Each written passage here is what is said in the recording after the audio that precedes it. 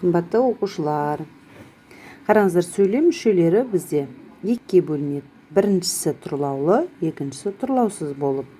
Тұрлаулыға жатады тек қана бастауыш пен баяндауыш. Ал тұрлаусызға жатады анық дауыш, толық дауыш, пысық дауыш. Сөйлемдер бізде жалаң және жайылма болып екіге бөлінеді екен, жалаң бастауыш баяндауыштан құралады. Яғни тұрлаулы мүшелер жалаң сөйлем болады. Ал жайылма сөйлем құрамында тұрлаулы да тұрлаусыз да кездеседі екен. Яғни бастауыш, баяндауыш, толық дауыш, пысық дауыш, анық дауыш кездессе, бұл жайылма бола алады екен. Жайылма сөйлем. Ал енді бұл жерде бастауышқа келетін болсақ, бастауыш. Бастауыш атау септік сұрақтарына жауап береді. Барлық сөз таптары атау септікте тұрып бастауыш бола алады. Мысалы, ол келді. Не істеді? Келді. Кім келді? Ол келді. Бастауыш болып тұр. Оқыған озады. Не істейді? Озады. Кім озады? Оқыған озады. Бастауыш болып тұр. Яғни сөйлем бола алады екеуі. Баяндауыш қайтты, не істеді деген сұраққа жауап береді. Барлық сөз таптары баяндауыш бола алады. Жоқ, кез келген сөз табы дейді. Жоғары баға бестік. Жоғары баға қанша? Бестік, яғни баяндауыш сан есіммен болып тұр. Жоғары баға бастауыш болып тұр. Ортасындағы сызықша не үшін тұр? Бастауыш, баяндауыш бізде атау тұлғада болса, онда сызықша қойылады екен. Яғни баяндауыш үнемі сөйлемнің соңында кездеседі. Тұрлаусыз мүшелер сөйлем құрай алмайды дейді.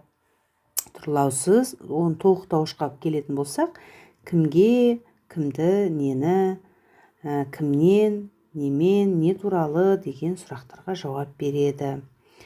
Мысалы, ол кітап оқып отыр. Оқып отыр баяндауыш бізде. Ол бастауыш. Нені оқып отыр? Жасырын тұр, Кітапты оқып отыр. Яғни толық дауыш.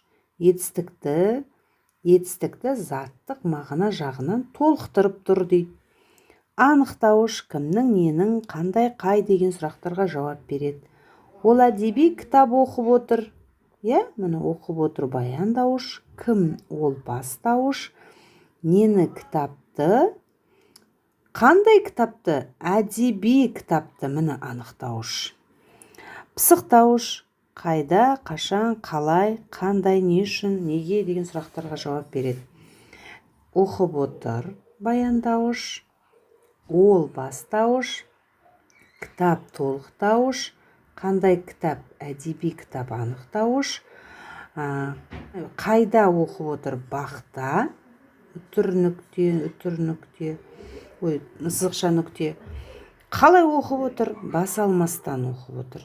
Пысық дауыш. Етістіктің мекен, мезгіл, мақсат, себеп, сынын білдіреді екен. Осылайша талдауға болады.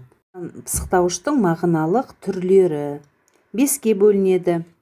Мезгіл пысық дауыш, мекен пысық дауыш, мақсат, қимылсын, себеп салдар пысық дауыш болып 5-ке бөлінеді екен.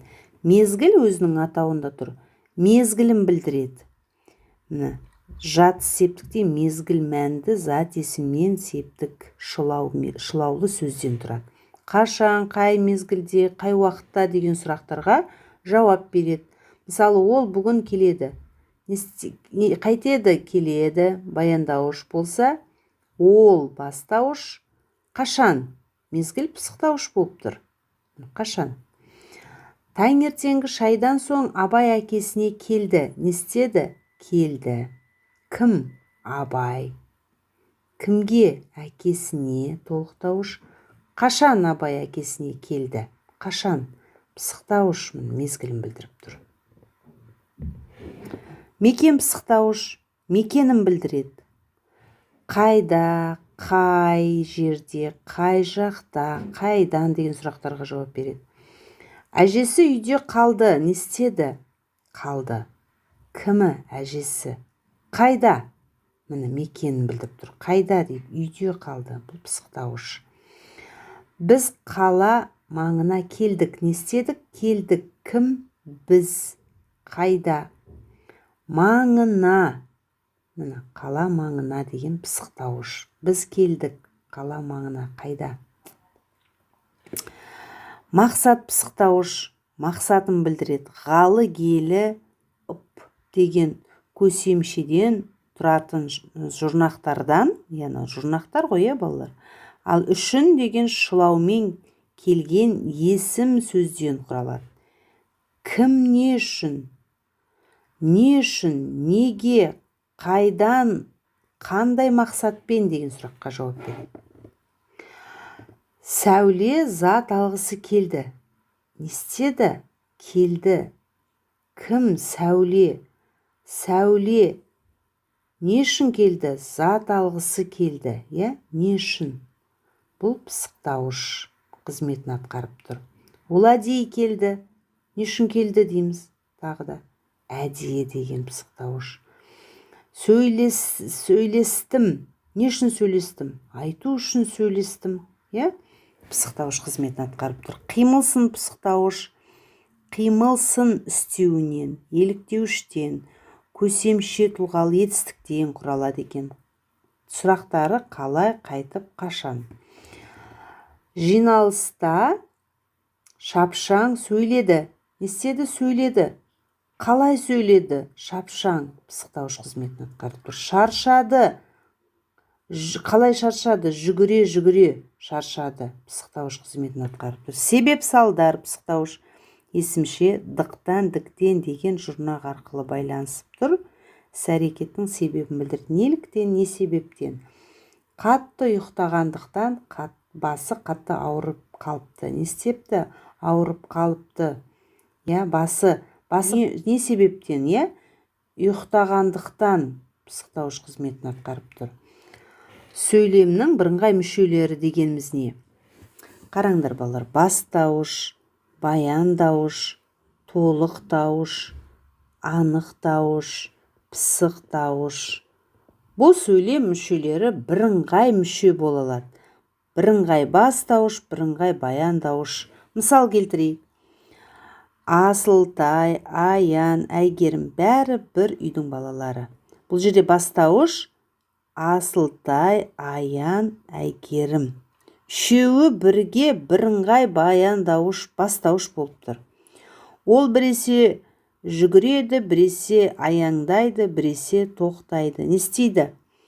Бұл жерде тоқтайды, аяңдайды деген барлық жүгіреді деген бірыңғай баяндауыш. Бірыңғай тоқтауыш.